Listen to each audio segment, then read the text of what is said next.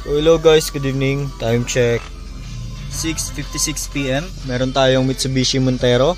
Nag-install tayo ng 7140 Max Android head unit with integrate stock 360 camera. Then ayan, malinis siya sa likod. 11.5 inch, 6128 and Qualcomm Snapdragon processor. Then ito yung stock 360 camera niya.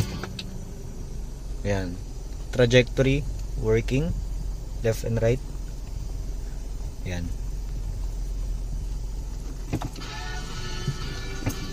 Then ito yung premium head unit natin before.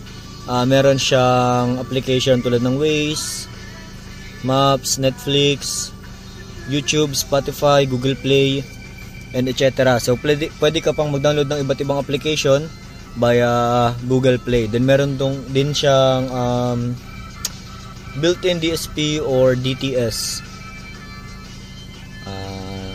DTS. So ito siya. Makita. Ito sound effect guys. Ayan. So ito siya. So 5.1. Then meron siyang wallpaper settings. So ito naman yung theme lang. Then meron siyang iba't ibang themes or style, kumbaga. Ito sir.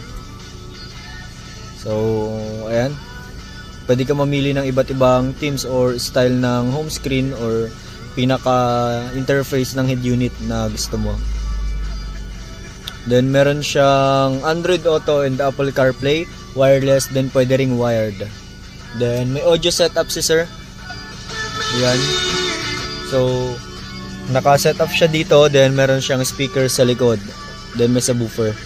Then meron tong TOEFL voice, offline voice command, meron din siyang online voice command via Google Assistant naman.